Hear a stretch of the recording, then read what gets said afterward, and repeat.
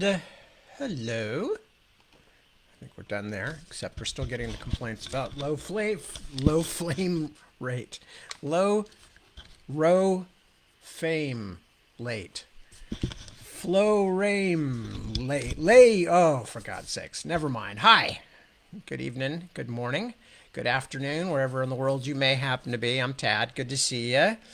And I'm going to be reading tonight. And for those of you who are within the United States sphere of influence, wish you a slightly belated Happy Thanksgiving.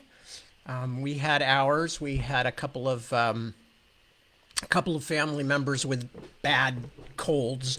And as a result, because of the general pandemicity of things these days, we had to stay home and have our Thanksgiving among ourselves. But it worked out okay, except for some sniffling and sniffling. But we had a good time anyway, just hanging out. And everybody pitched in and we all made food and it was all good. So that was our Thanksgiving. And then what else is there to say? Just been busy as usual, working on things. Just really all but finished with Into the Narrow Dark. And then suddenly at the last moment, I went, this needs an afterword. This needs one last little bit here before I can send it in as a finished object. So that's what I've been doing the last day or two. And almost finished with that. So I'm hoping I can finish that up tomorrow and then send that baby on out. And then I will only have one book immediately in front of me, which of course will be The Navigator's Children. Meanwhile, I have literally no idea whether anybody's actually, except for the people who have kindly reported it here, I have no idea if anybody's actually buying copies of the new book of Brothers of the Wind, but those who have read it, at least those I've heard from, seem to like it. So that makes me happy because that's basically my job, is to make things and share them with people and then hope that they enjoy those things. So I'm happy about that. So thank you to the kind commenters and the good reviews and things like that. As I've said many times, I kind of tend to stay away from reviews.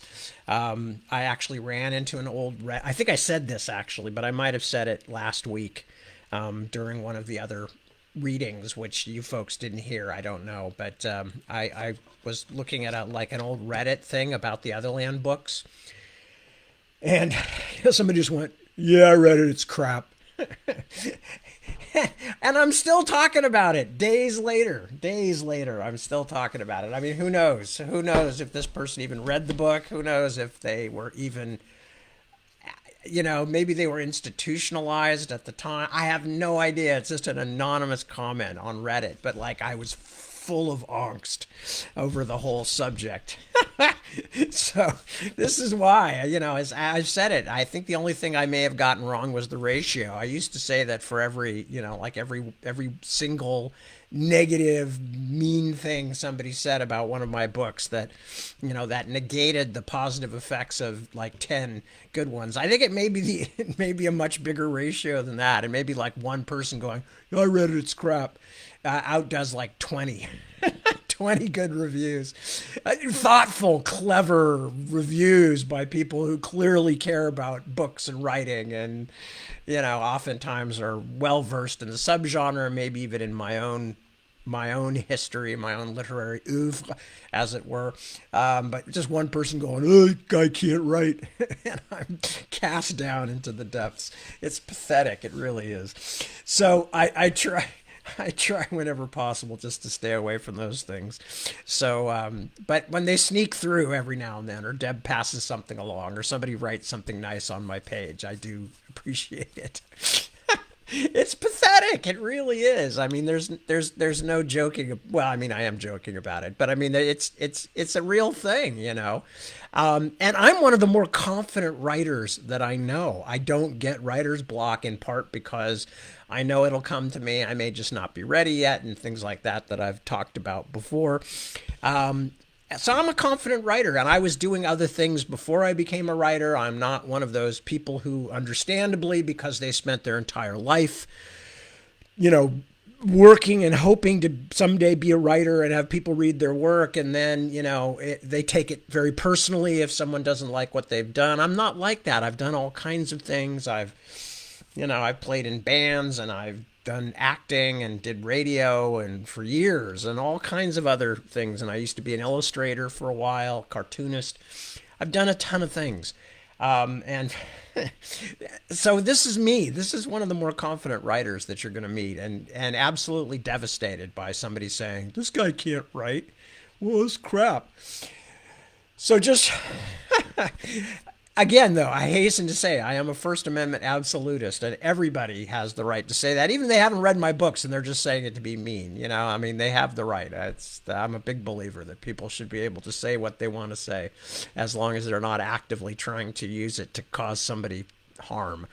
And I'm not talking about minor harm like telling a writer his book is crap. Go ahead, you're entitled. Anyway, anything else I wanted to talk about while my mind was rambling and rolling and running around? Can't think of anything offhand, so maybe I'll just pop in here and see who all have popped in to say hello. And so who have we got?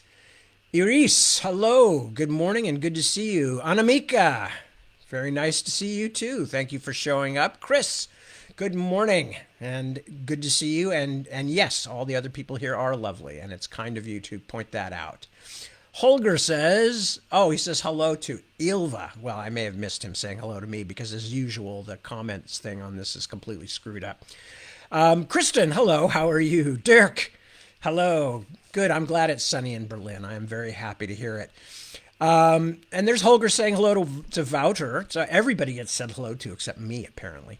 Carol, hello. Good morning to you too. Mark, hello. Frost-laden Yorkshire. Yeah, it is getting to be about that time of the year, isn't it? I was watching a Time Team the other night. Deb and I, of course, I don't know if I've ever mentioned this, but we're big archaeology buffs. Anybody who's read my work or has read any interviews with me and knows that I'm a big archaeology buff, and that it was the thing that I thought I might do with my life when I was a kid, until I found out how much work you actually have to do.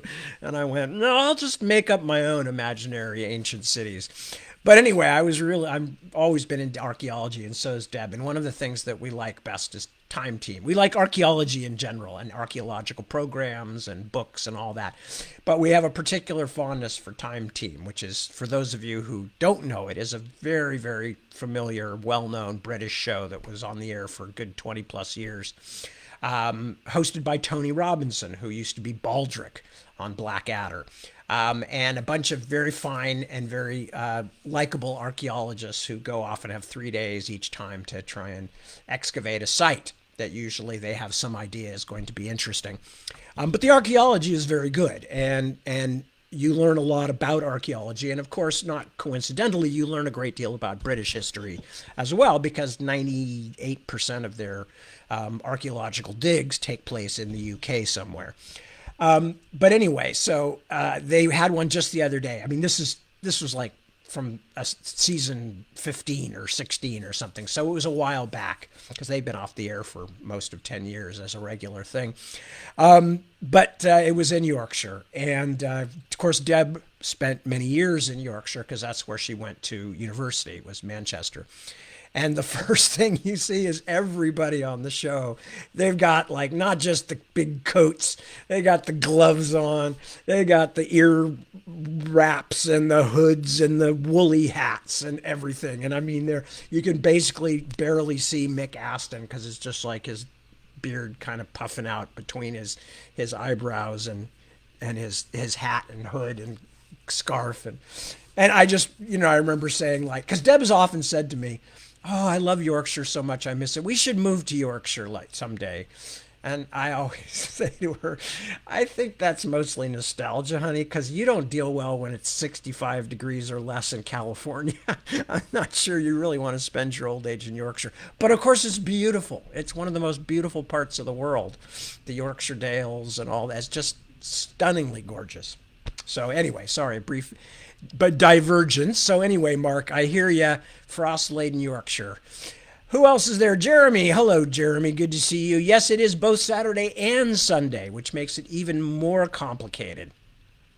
Because, of course, for those of us who are on California time, we've been up all day, and it's just the middle of the day. It's the middle of the night now. Anyway, Mahmoud, good to see you. A pleasure. And James D. Scott, howdy. Good to see you too. Ilva, darling. Hello, hello. Loved your picture. You really should consider posting that here on here so people can see you in your fabulous finery. That was a great picture from the party. Wouter, there's Wouter, and okay, Anamika, Chris. I already said hello to all you guys. Christine, hello, hello. Good to see you. And oh, good. I'm glad you're getting your copy finally. Cliff, good to see you. Yes, my family and I, albeit only my inner family, my extended family, much as I love them, we couldn't go hang out with because we had various illnesses, and some of our family members are old or susceptible in other ways. So we didn't want to cause any problems. We didn't know what we had at that point. Fortunately, everything seems to have resolved into just kind of boring late fall, early winter cold. So, and Lilani, hello. Good to see you. Thank you for joining us. Let's see. Yeah, yes, people are commenting, Elva. They're definitely commenting. Eli, hello. Lovely to see you. Thank you. Are you new to our sign in, or were you here last week? I can't remember. Anyway, nice to see you. Did I get everybody else? Hooray! Yes, I think. Oh, Parmalee Paula. Good to see you. I'm not funny. I'm just slightly eccentric. I don't know. I probably am funny sometimes, and occasionally it's intentional. Some other times, not so much. I used to think I was funny. I used to. But, I don't work at it anymore. When I was younger, especially from about ages of, I started doing it because I went through a period of being sort of chubby and not particularly popular when I was in elementary school, and I would occasionally get picked on, although I was okay at sports and stuff. So certainly a lot of other kids had it worse than I did in terms of being picked on. But I developed a very acid tongue in terms of, if you were going to say anything stupid, mean to me, I was going to say something back to you that was going to really burn you so that you thought twice about ever doing it again. So, I was pretty sharp-tongued kid, So somebody goes like, hey, you're fat. And I go, well, at least my mother loves me. Or things like that. And it's like, not that I knew anything about these other kids' mothers. It's just that you get this look from them like, does he know something I don't know? Does my mother not love me? So, and then as I got older, it was also a kind of a social thing, and I always had this terror of being stuck in a party and it was really boring and nobody was doing anything or saying anything interesting. So I kind of got into the habit of trying to say interesting things and be interesting. So from about age 14 or so to well into my 20s, I was kind of in my Robin Williams phase. So when you used to see Robin Williams in his early days of like stand-up and stuff, where he was just going all over the place and voices characters, that's kind of the way I was all the time. And then at a certain point, in my mid-20s or so, I realized that a lot of the reason I was doing that was because I was afraid that other people wouldn't be interesting or something weird. Like, I felt this compulsion to keep things going and to make things interesting. But what it was doing was making me kind of miserable because I felt like I was always on, it was all like a product of my own weirdness. It wasn't, nobody was saying to me, Tad, we only like you when you're funny. It was something that as I've gotten older, I've been able to kind of like let go of and not be, you don't have to entertain people all the time. That's why I like going out on a book tour, because then I actually get a crowd full of people and I can stand in front of them and do my best to entertain them. And that's like why I'm there. That's legit. That's not me being at a party and feeling a desperate need to make things happen. That's like, oh no, people came to see me, so I can be as silly as I want to, or as real as I want to, or whatever. And, that's okay. And then the rest of the time, I don't have to work at it. I can just be me. And sometimes that me is sort of funny, I guess. And other times that me is probably dripping with pathos and everybody's feeling horribly sorry for me. And that's okay too. But the main thing is just, and this is one of the few good messages about getting older. One of the things, it's like, yes, everything hurts. And you have this horrible compulsion to explain to younger people the mistakes they're about to make before they make them, when of course they won't even realize what they're doing until well afterward, in which case they'll finally look up and go, oh, I guess that was a mistake. Hey, maybe that old guy was right. But, but one of the few good things that does come out of getting to be older and moving into that middle to late middle period in life is you begin to become more at peace with yourself. You begin to be more at peace with the fact that not everything is down to you. Not everything is about you. Having kids really helps with that too. But also just that, you kind of get more content, I think, anyway. I hope for other people it's true. It certainly has been for me. You become more content to live with your own foibles and flaws. There's a number of good things that come with getting older. And of course, unfortunately, as you are doing so, you're becoming wiser and wiser. And meanwhile, the physical plant, the factory that you're operating, it's like the gears and the flywheels are beginning to pop off and everything's going wrong. Your joints don't work anymore. At least I haven't lost my hair. Okay, anyway, so now that I've checked in and said hello to everybody. Yeah, yes, Chris, you're right. One of the balloons back there has totally given up. It's finally given up. The other two are hanging in pretty well, considering this was a November 3rd birthday, and we're now, the 28th? Yeah, those Mylar babies, they really hang in there. I'm very impressed by them. Anyway, so we are reading from... Oh, hang on, I have to move it down so I can see the picture myself. We are reading from Otherland, City of Golden Shadow, with this beautiful Michael Whalen cover. I'll tell you something interesting that I discovered about this when the one time I've ever been at Michael's house. He had a copy of the painting on his easel, and it's only about, here, let me show you, it's only about that big. The whole thing was like 8x6 or something. It was tiny. You never know it to look at the incredible, gorgeous detail on this thing. And you get in there close and there's just amazing, all this stuff going up here. Oops, I can't, it's hard to do this backward and sideways. But all these little guys here, these are tiny little details. And they really, literally are just painted with like 2 or 3 bristles on a brush. Very impressive. Anyway, so we are going back to City of Golden Shadow. For those of you who missed the first week, shame on you. Excuse me, I'm not going to spend a lot of time explaining what's going on. Suffice to say, we have really only met 2 sets of our main characters at this point. We met Paul Jonas in the foreword. Paul Jonas is an Englishman who appears to be on the Western Front of the First World War in the year 1918, I guess.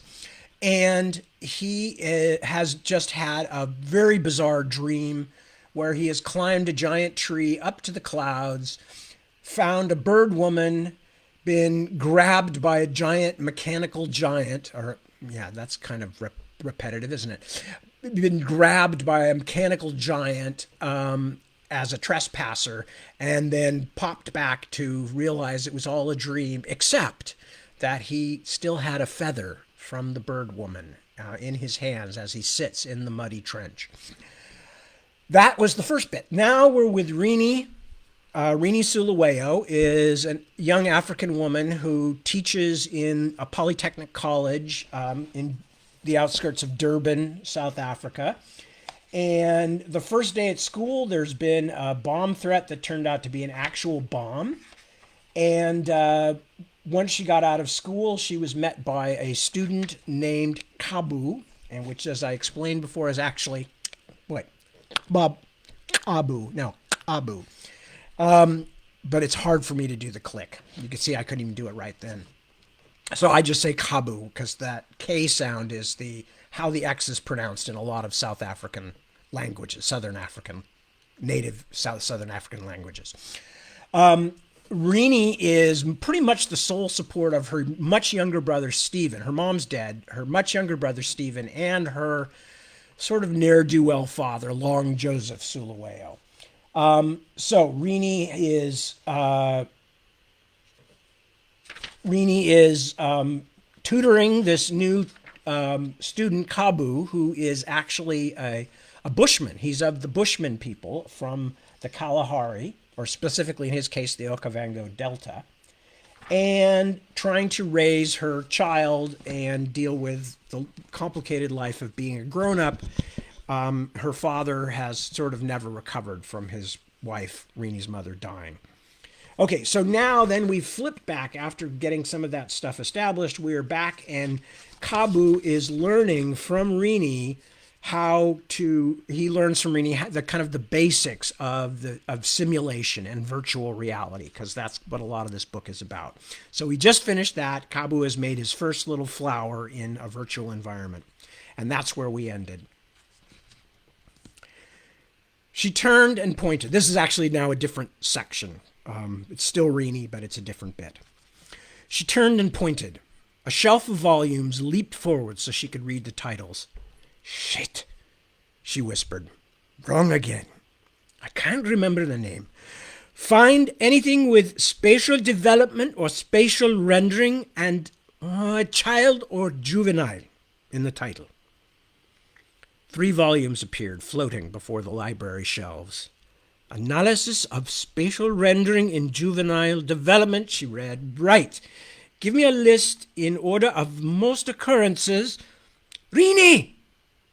She whirled at the sound of her brother's disembodied voice, exactly as she would have in the real world. Stephen, where are you? Eddie's house. But we're having a problem. There was an edge of fear. Rini felt her pulse speed. What kind of problem? Something at the house? Somebody giving you trouble? No, not at the house. He sounded as miserable as when he'd been thrown in the canal by older kids on his way home from school. We're on the net. Can you come help us? Stephen, what is wrong? Tell me right now. We're in the inner district. Come quick. The contact was gone. Rini pressed her fingertips together twice, and her library disappeared. For a moment, while her rig had no input to chew, she hovered in pure gray net space. She quickly waved up her basic starting grid, then attempted to jump straight to her brother's present location, but she was blocked by a no-access warning. He was in the inner district, and in a subscription-only area. No wonder he hadn't wanted to stay in contact very long. He had been running up connection time on someone else's tab, probably his school's, and any large access group kept an eye open for just such leakage. God damn that boy! Did he expect her to hack into a big commercial system? There were penalties for that, and some of them could involve jail time for trespassing. Not to mention what the Polytechnic would think if one of its instructors were caught in that kind of undergraduate foolery. But he had sounded so frightened. Damn, she said again, then sighed and started working on her alias. Everyone entering Inner District was required to wear a simuloid. No invisible lurkers were allowed to trouble the net's elite. Rini would have preferred to have appeared in the bare minimum, a faceless, sexless object like a pedestrian on a traffic sign, but a rudimentary sim bespoke poverty, and nothing would attract attention faster at the Inner District gateway. She settled for an androgynous efficiency sim that, she hoped, had just enough in the way of facial expression and body articulation to make her appear to be some rich net baron's errand runner. The expense, filtered through several layers of accounting, should wind up in the backwaters of the Polytechnic's operating budget. If she could get in and out fast enough, the amount shouldn't attract anyone's attention. She hated the risk, though, and hated the dishonesty even more. When she found Stephen and dragged him out again, she was going to give him a serious scorching. But he had sounded so frightened. The inner district gateway was a glowing rectangle set in the base of what appeared to be a mile-high wall of white granite, daylit despite the lack of a visible sun anywhere in the bowl of simulated black sky. A swirl of figures were waiting to be processed, some wearing wild body shapes and bright colors. There was a particular type of lurker who stood around the gateway, despite having no hope of entry, as though the inner district were a club that might suddenly decide the house wasn't interesting enough that night. But most were as functionally embodied as Rini, and all of them were constrained to approximately human dimensions.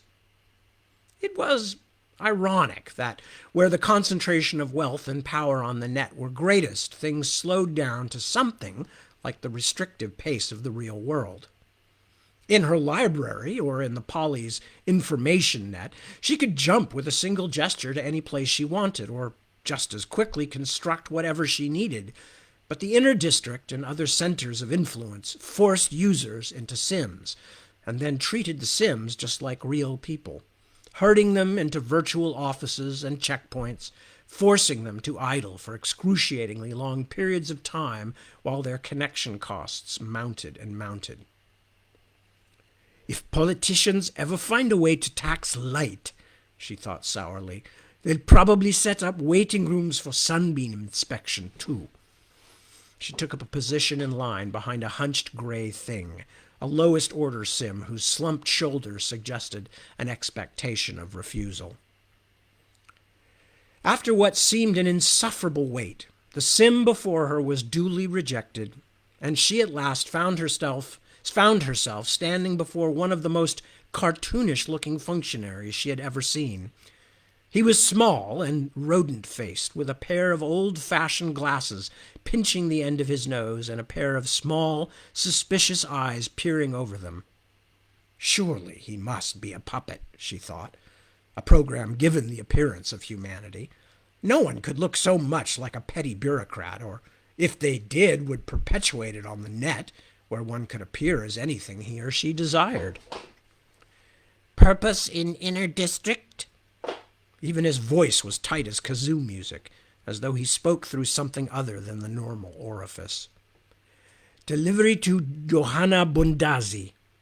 The chancellor of the Polytechnic, as Rini knew, kept a small node in the inner district. The functionary looked at her balefully for a long moment. Somewhere, processors processed. Ms. Bundazzi is not in residence. I know. She did know, too. She had been very careful. I've been asked to hand-deliver something to her node. Why? She's not there. Surely it'd be better to send it to the node she is currently accessing. Another brief moment. She is not available at the moment on any node.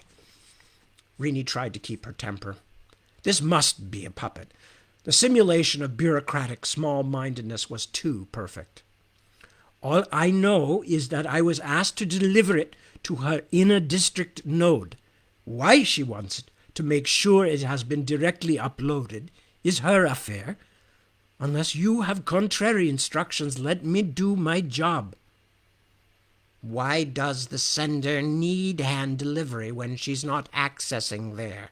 I don't know, and you don't need to know either. Shall I go back then? And you can tell Ms. Bundazzi you refuse to allow her a delivery. The functionary squinted as though he were searching a real human face for signs of duplicity or dangerous tendencies. Rini was glad to be shielded by the Sim mask. Yes, go ahead and try to read me, you officious bastard. Very well, he said at last. You have 20 minutes. Which Rini knew was the absolute minimum access time, a deliberate bit of unpleasantness. What if there are return instructions? What if she's left a message dealing with this, and I need to take something else to somewhere in the district? Rini suddenly wished this were a game and she could lift a laser gun and blast this puppet to shards. 20 minutes. He raised a short-fingered hand to stifle further protest. 19 minutes, 56 seconds now, and counting. If you need more, you'll have to reapply. She began to move away, then turned back to the rat-faced man, occasioning a grunt of protest from the next supplicant, who had finally reached the Holy Land. Are you a puppet? Rini demanded. Some of the others in line muttered in surprise. It was a very rude question, but one that law mandated must be answered. The functionary squared his narrow shoulders, indignant. I am a citizen. Do you want my number? Jesus, mercy, he was a real person after all. No, she said, just curious. She cursed herself for pushing things, but a woman could only take so much. Unlike the careful mimicry of real life elsewhere in the inner district, there was no illusion of passing through the gate. A few moments after her admission was confirmed, Rini was simply deposited in Gateway Plaza, a huge and depressingly neo-fascist mass of simulated stone, a flat expanse which appeared to be the size of a small country, surrounded by towering arches from which spoke roads radiated into the distance in a deceptively straightforward seeming way. It was an illusion, of course. A few minutes' walk down one would get you somewhere, but it wouldn't necessarily be anywhere you could see from the plaza, and it wouldn't necessarily be a broad, straight avenue or even a street at all. Despite its immense size, the plaza was more crowded and more rambunctious than the waiting area beyond the gateway. People here were inside, even if only temporarily, and it lent a certain air of purpose and pride to their movements. And if they had the leisure to travel through the plaza at all, to imitate real life to that extent, they probably had good reason to feel proud. The lowest level admittees, like herself, weren't given the time for anything but instantaneous travel to and from their destinations. It was a place worth lingering in. The actual citizens of the inner district, those who had the money and power to commandeer their own private space in this elite section of the net, did not have the same restraints on their sims as visitors did. In the distance, Rini could see a pair of naked men with incredibly bulging muscles, who also both happened to be bright candy apple red and 30 feet tall. She wondered what the upkeep on those must have been, just in taxes and connection costs alone. It was much costlier to move a non-standard body through the simulations. New rich, she decided. On the few other occasions she had managed to get into Inner District, usually hacking in as a student net girl, but twice as someone's legitimate guest, she had been delighted just to sightsee. Inner District was, of course, unique, the first true world city. Its population, simulated though it might be, was made up of planet Earth's 10 million or so most influential citizens, or so the district's clientele clearly believed, and they went to great lengths to justify that contention. The things they built for themselves were wonderful. In a place without gravity or even the necessity of normal geometry, and with highly flexible zoning laws in the private sectors, human creative ingenuity had flowered in most spectacular ways. Structures that would have been buildings in the real world, and thus subject to mundane laws, could here dispense with such irrelevant considerations as up and down, and size-to-weight ratios. They needed only to serve as nodes, and so blazing displays of computer design appeared overnight, and often disappeared as quickly, wild and colorful as jungle flowers. Even now she paused for a moment to admire an impossibly thin, translucent green skyscraper rising high into the sky beyond the arches. She thought it quite beautiful and unusually restrained, a knitting needle of solid jade. If the things they built for themselves were spectacular, these denizens of the innermost circle of humanity, the things they made of themselves were no less so. In a place where the only absolute requirement was to exist, and only budget, good taste, and common courtesy limited invention, and some district habitués were notoriously long on the first and short on the other two, just the passers-by promenading along the major thoroughfares made for an endless and endlessly varied show. From the extremes of current fashion, elongated heads and limbs seemed to be a current trend, to the replication of real things and people. Renée had seen 3 different Hitlers on her first trip to the district, one of them wearing a ball gown made of blue orchids. On out to the realms of design, where the fact of a body was only a starting point, the district was a non-stop parade. In the early days, tourists who had bought their way in with a holiday package had often sat at sidewalk cafes gawping for hours until, like the most junior of net boys, their real meat bodies collapsed from hunger and thirst, and their simulations froze solid or winked out. It was easy to understand why. There was always one more thing to see, one more fabulous oddity appearing in the distance. But she was here today for only one purpose, to find Stephen. Meanwhile, she was running up a bill on the Polly's account, and she had now incurred the wrath of a nasty little man at the gateway. Thinking of this, she programmed Chancellor Bundazi's delivery for entry plus 19 minutes, since she knew Mr.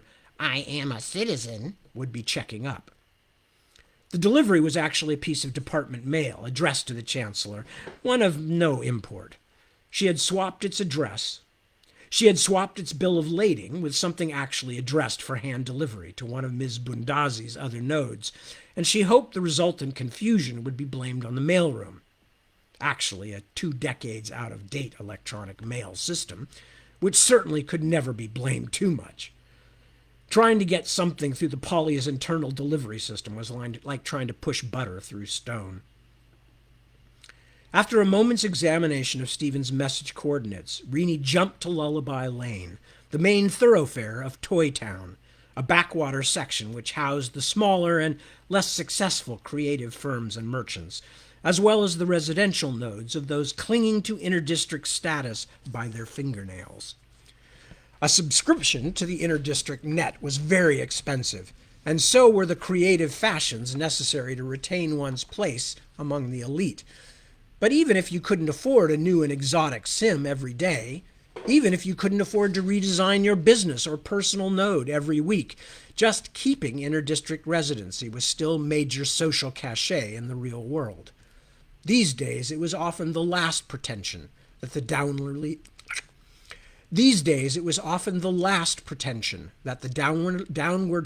God, I'm having trouble with that one. Water, by the way. That has nothing to do with my inability to say this sentence. Where do we go? These days, it was often the last pretension that the downwardly mobile would relinquish, and they did not give it up easily. Renée could not immediately locate the signal source, so she slowed herself down to what would have been a walking pace, except her stripped-down sim did nothing as expensively, uselessly complicated as walking. Toy Town's fringe status was apparent everywhere around her. Most of the nodes were functional in the extreme. White, black, or gray boxes that served no other purpose than to separate one struggling citizen's enterprise from another's. Some of the other nodes had been quite grand once, but now their styles were hopelessly outdated. Some were even beginning to disappear, the more expensive visual functions sacrificed so the owner could cling to the space. She passed one large node, built to resemble something out of Fritz Lang's Metropolis. Ancient science fiction had been a district fad almost a decade ago, which was now entirely transparent. The great dome a polyhedral skeleton, all its detail work gone, its once magnificent colors and textures switched off. There was only one node on Lullaby Lane that looked both contemporary and expensive, and it was very near the source point of Stephen's message. The virtual structure was a huge Gothic mansion covering an area the size of a couple of real-world city blocks, spiky with turrets, and as labyrinthine as a termite nest. Colored lights flashed from the windows, deep red, dull, chalky purple, and seizure-inducing white. A thick rumble of music advertised that this was some kind of club, as did the shifting letters that moved along the facade like gleaming snakes, spelling out in English, and apparently also in Japanese, Chinese, Arabic, and a few other alphabets, Mr. J's. In the midst of the writhing letters, appearing and then immediately vanishing as though the Cheshire Cat were having an indecisive day, was a vast, toothy, disembodied grin. She remembered the name of the place. Stephen had mentioned it. This was what had drawn them into the inner district, or at least into this part of it. She stared, appalled and fascinated. It was easy to see its allure. Every carefully shadowed angle, every light-leaking window screamed out that here was escape. Here was freedom, especially freedom from disapproval.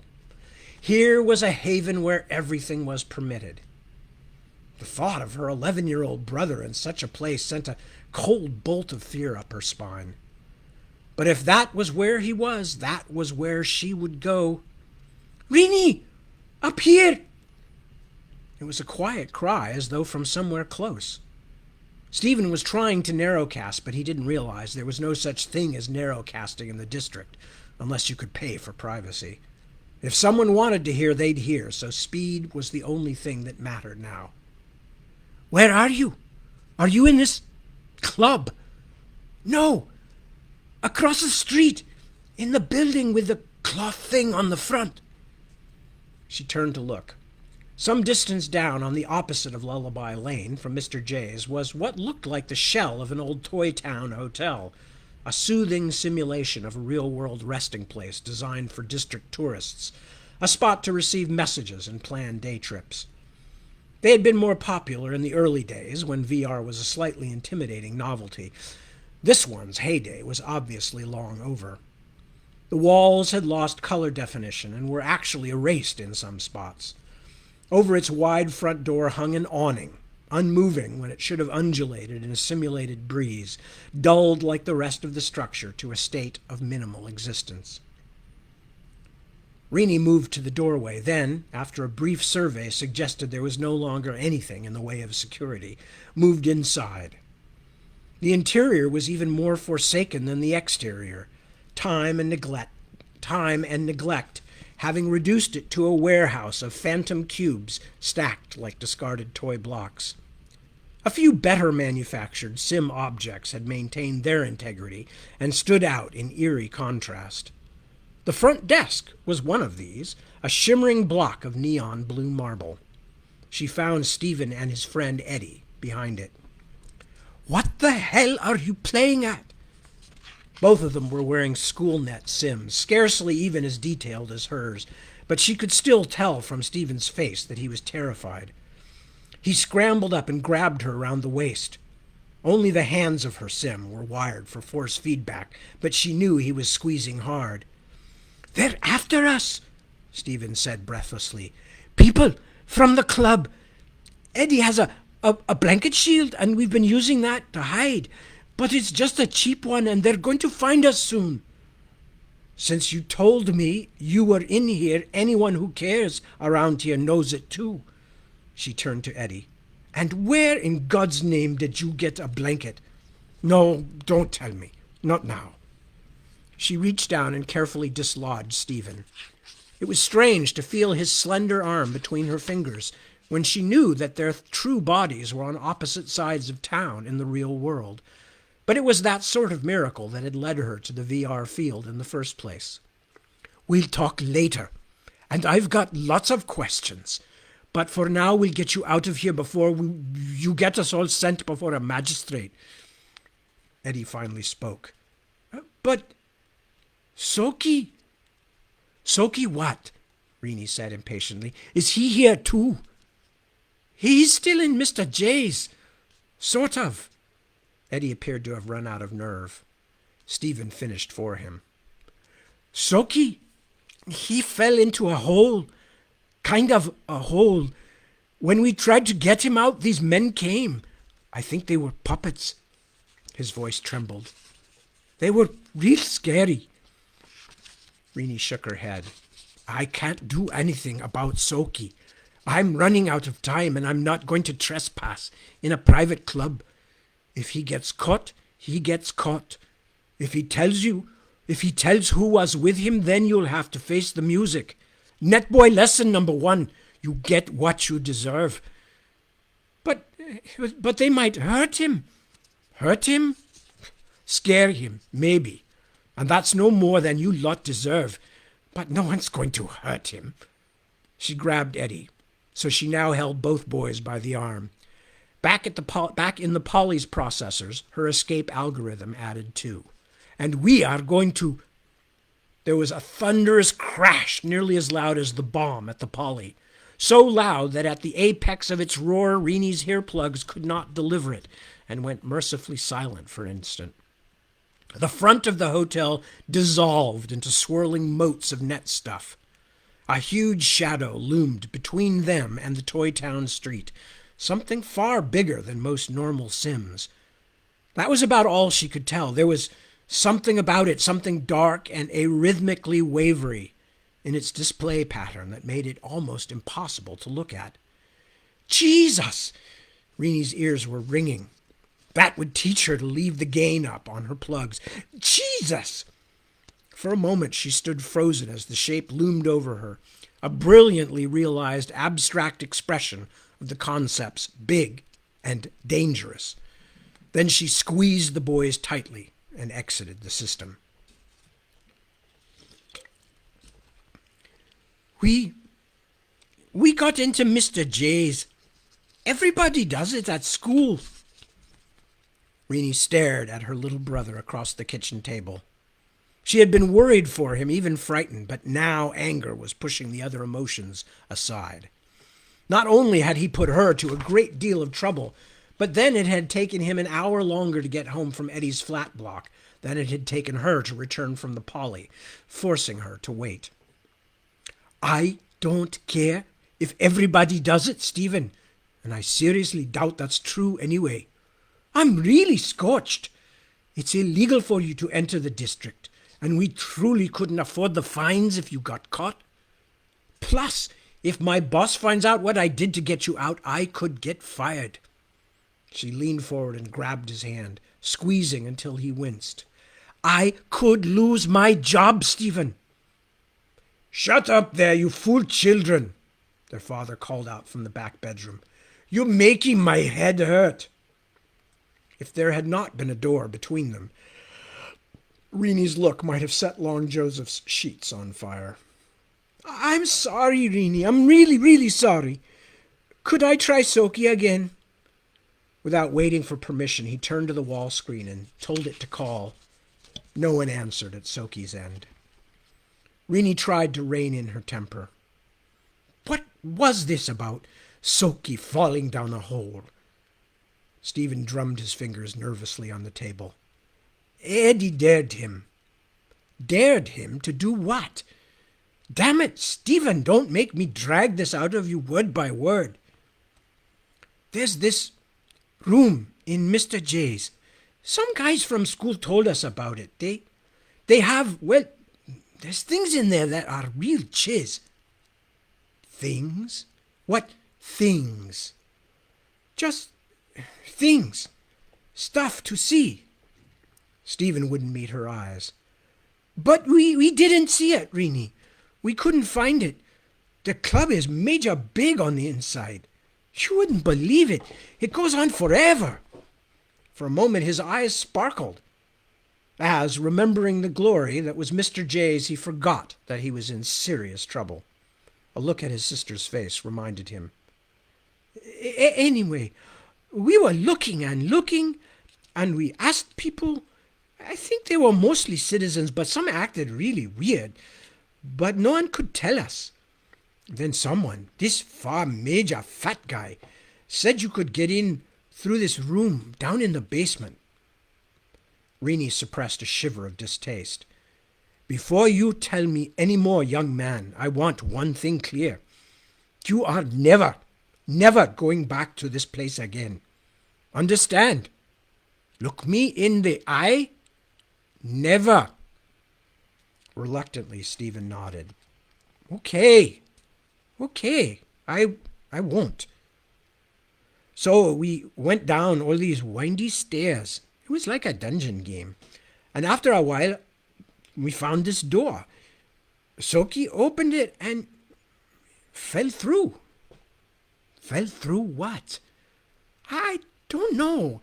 It was just like a big hole on the other side. There was smoke and some blue lights down deep inside it. Renee sat back in her chair. Someone's nasty, sadistic little trick. You all deserve to be scared, but I hope it didn't scare him too much. Was he using bootleg schoolnet equipment, like you two? No, just his home setup, a cheap Nigerian station, which was what their own family owned. How could kids be poor and still be so damn snobbish? Well then, there won't have been much vertigo or gravity simulation. He'll be fine. She stared narrowly at Stephen. You did hear me, didn't you? You are never going there again, or you will have no station time and no visits to Eddie or Soki forever, instead of just for the rest of the month. What?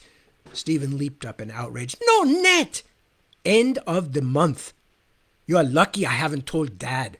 You'd be getting a belt across your troublesome black behind. I'd rather have that than no net, he said sullenly. You'd be getting both. After she sent Stephen grumbling and complaining to his room, Renee accessed her work library, making sure that her inbox contained no memos from Ms. Bundazi about defrauding the Polly, and called up some files on interdistrict businesses. She found Mr. J's registered as a gaming and entertainment club and licensed strictly for adult visitors. It was owned by something called the Happy Jugglers Novelty Corporation and had first been opened under the name Mr. Jingo's Smile.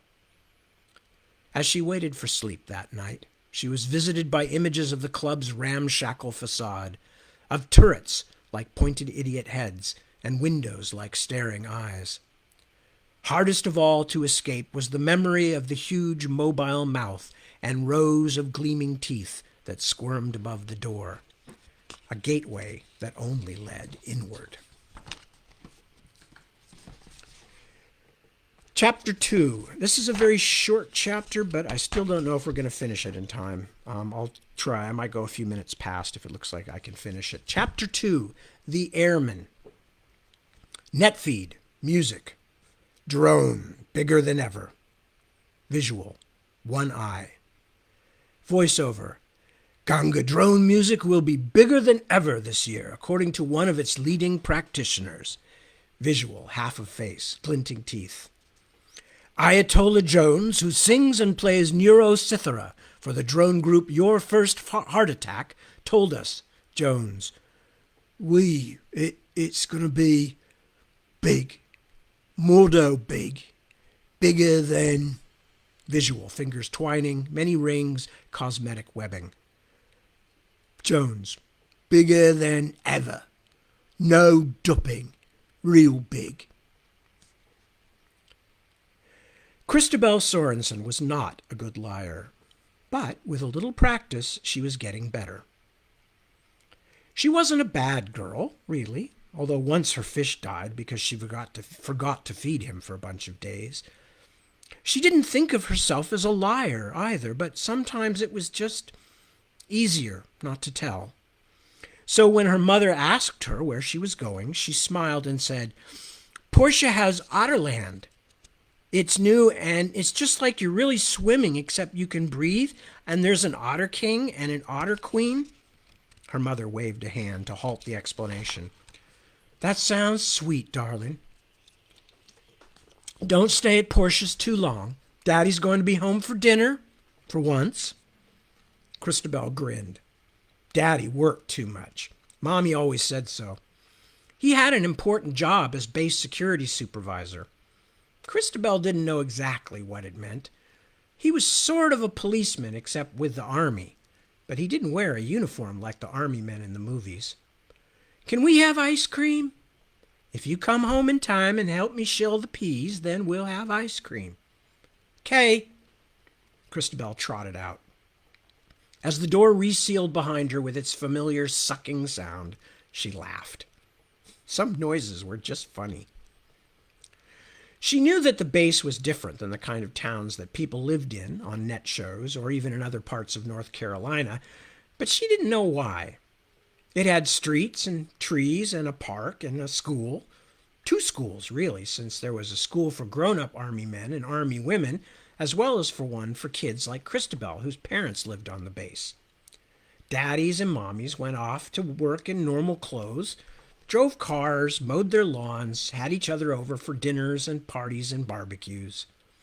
The base did have a few things that most towns didn't have: a double row of electric fences all the way around it to keep out the crowdy hammock city beyond the trees, and 3 different little houses called checkpoints that all the cars coming in had to drive past.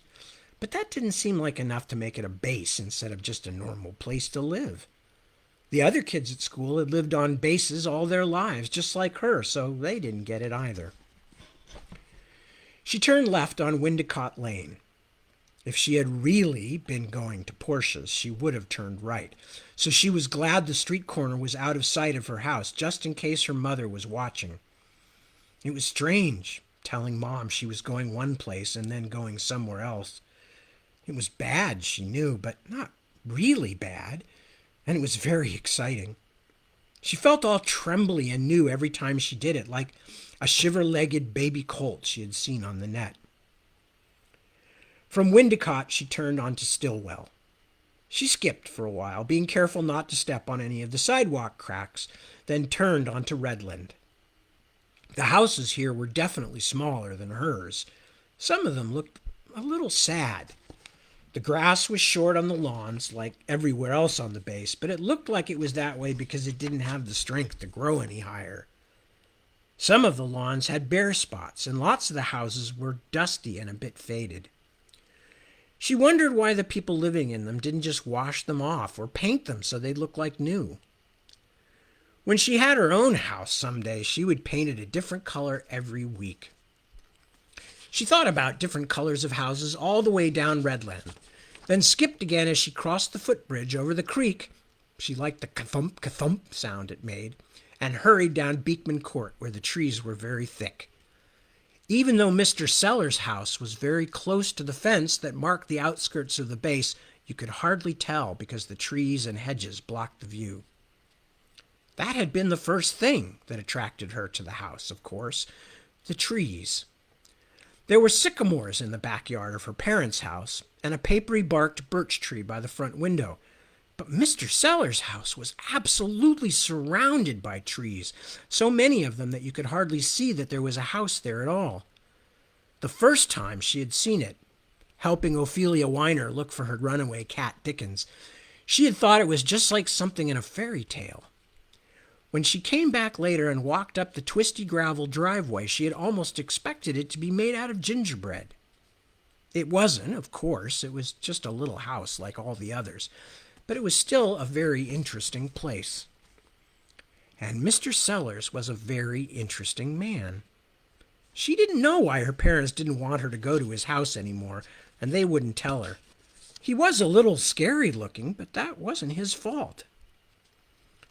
Christabel stopped skipping so she could better appreciate the crunchy feeling of walking down Mr. Sellers' long driveway.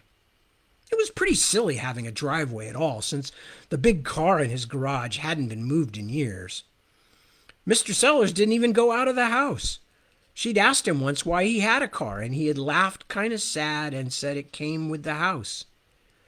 If I'm good, very good, he had told her, someday they may let me get into that Cadillac, little Christabel. I'll close the garage door real tight and drive home. She thought it was a joke, but she didn't really get it.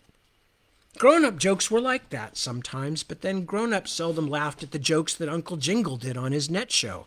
And those were so funny and kind of naughty, although she didn't know why exactly. The Christabel sometimes almost wet her pants from laughing.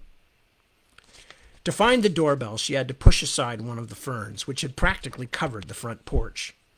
Then she had to wait a long time. At last, Mr. Seller's strange voice came from behind the door, all hooty and soft. "Who is it?" "Christabel." The door opened and wet air came out, along with the thick green smell of plants. She stepped inside quickly so Mr. Sellers could shut it again. He had told her the first time she came that it was bad for him if he let too much of the moisture out. "Well, little Christabel." He seemed very pleased to see her. "And to what do I owe this enchanting surprise?" "I told Mommy I was going to Portia's to play Otterland." He nodded. He was so tall and bent over that sometimes when he nodded like that, up and down so hard, she was worried he might hurt his skinny neck. "Ah, then we can't take too long having our visit, can we? Still, might as well do it upright and proper. You know where to change. I think there's something there to fit you." He rolled his wheelchair back out of her way, and she hurried down the hall. He was right. They didn't have very long, unless she wanted to risk having her mother phone Portia's to hurry her back to the P's. Then she'd have to think of a story about why she didn't go play Otterland. That was the problem about lying. If people started checking up, things got very complicated. The changing room was, like every room in the house, full of plants. She had never seen so many in one place, not even at Mrs. Gullison's house, and Mrs. Gullison was always bragging about her plants and how much work they were, even though a little dark-skinned man came 2 times a week to do all the clipping and watering and digging. But Mr. Seller's plants, although they got plenty of water, never got clipped at all. They just grew. Sometimes she wondered if they would fill the whole house someday and the funny old man would have to move out. There was a bathrobe in just her size hanging on the hook behind the door. She quickly took off her shorts and shirt, socks and shoes, and put them all in the plastic bag, just as Mr. Sellers had shown her. As she bent over to put the last shoe in, one of the ferns tickled her back. She squealed. "Are you all right, little Christabel?" called Mr. Sellers. "Yes, your plant tickled me." "I'm sure it did no such thing." He pretended to be angry, but she knew he was joking. "My plants are the best behaved on the base." She belted the terry cloth bathrobe and stepped into the shower thongs. Mr. Sellers was sitting in his chair next to the machine that put all the water in the air. He looked up as she came in, and his twisted face moved in a smile. "Ah, it's good to see you." The first time she had seen that face, she had been frightened. The skin was not just wrinkled like on Grandma's face, but looked almost melted, like the wax on the side of a burned-down candle. He had no hair either, and his ears were just nubs that stood out from the side of his head. But he had told her that first time that it was all right to be scared. He knew what he looked like. It was from a bad burn, he said, an accident with jet fuel. It was even okay to stare, he had told her. And she had stared, and for weeks after their first meeting, his melted doll face had been in her dreams. But he had been very nice, and Christabel knew he was lonely. How sad to be an old man and to have a face that people would point at and make fun of, and to need to be in a house where the air was always cool and wet so that his skin didn't hurt. He deserved a friend. She didn't like telling lies about it, but what else could she do? Her parents had told her not to visit him anymore, but for no good reason. Christabel was almost grown up now. She wanted to know reasons for things. "So, little Christabel, tell me about the world." Mr. Sellers sat back in the streaming mist of the moisture machine. Christabel told him about her school, about Ophelia Weiner, who thought she was really special because she had a Nanu dress that she could change into a different shape or color by pulling on it, and about playing Otterland with Portia. "And you know how the Otter King can always tell if you have a fish with you? By smelling you?" She looked at Mr. Sellers. With his eyes closed, his bumpy, hairless face seemed like a clay mask. As she wondered if he had fallen asleep, his eyes popped open again. They were the most interesting color. Yellow, like Dickens the cat's. I'm afraid I don't know the ins and outs of the otter kingdom very well, my young friend. A failing, I realize. Didn't they have it when you were a boy? He laughed, a soft pigeon coo. Not really. No, nothing quite like Otterland. She looked at his rippled face and felt something like the love she felt for her mother and father. Was it scary when you were a pilot, back in the old days? His smile went away. It was scary sometimes, yes, and sometimes it was very lonely. But it was what I was raised to do, Christabel. I knew it from the time I was a little boy. It was my duty, and I was proud to perform it. His face went a little strange, and he bent over to fiddle with his water machine.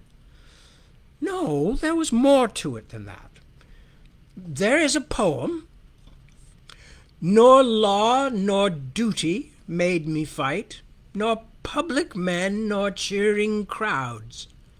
A lonely impulse of delight drove to this tumult in the clouds.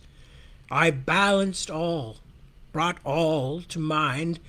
The years to come seemed waste of breath. A waste of breath the years behind, in balance with this life, this death.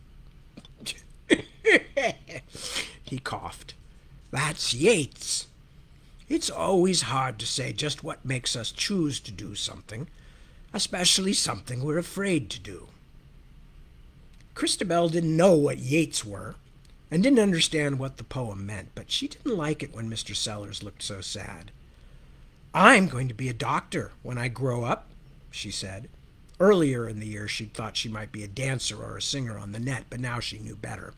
Do you want me to tell me? Do you want me to tell you where I'm going to have my office? The old man was smiling again. I'd love to hear it, but aren't you running a little late? Christabel looked down. Her wristband was blinking. She jumped up. I have to go change. But I wanted you to tell me more of the story. Next time, my dear. We don't want to get you into trouble with your mother. I'd hate to be denied your company in the future. I wanted you to finish telling me about Jack. She hurried into the changing room and put her clothes back on. The plastic bag had kept them dry, just like it was supposed to. Ah, yes, Mr. Sellers said when she returned. And what was Jack doing when we stopped? He climbed up the beanstalk, and he was in the giant's castle. Christabel was faintly offended that he didn't remember. And the giant was coming back soon. Ah, so he was, so he was. Poor Jack. Well, that's where we shall begin when you come back to visit me next time. Now, on your way. He carefully patted her head. The way his face looked, she thought it might hurt his hand to touch her, but he always did it. She was most of the way out the door when she remembered something she had wanted to ask him about his plants. She turned and came back, but Mr. Sellers had closed his eyes again and sunk back into his chair. His long, spidery fingers were moving slowly as though he were finger-painting on the air. She stared for a moment. She had never seen that before and thought maybe it was some special exercise he had to do, then realized that clouds of steam were drifting past her into the hot afternoon air. She quickly went out again and pulled the door closed behind her. The exercises, if that was what they were, had seemed private and a little creepy. He had been moving his hands in the air like someone who was on the net, she suddenly realized. But Mr. Sellers hadn't been wearing a helmet or one of those wires in his neck like some of the people who worked for her daddy. He just had his eyes closed. Her wristband was blinking even faster. Christabel knew it would only be a few more minutes before her mother called Portia's house. She didn't waste time skipping as she went back over the footbridge. And that's where we're stopping. Next chapter is Chapter 3, Empty Signal Gray. Whoops. So, because I ran a little bit over tonight, I'm not going to spend real long signing off, except to say I will be reading the next chapter at 7 p.m. I want to thank you all so very, very much for joining me to remind you all that we are not out of the pandemic woods yet. So continue to take good care of yourselves, use good sense and discretion, help your friends, neighbors, loved ones, and all to get through this. And I am being helped to get through this by your presence too. So thanks for that. Good night. See you soon. Take care.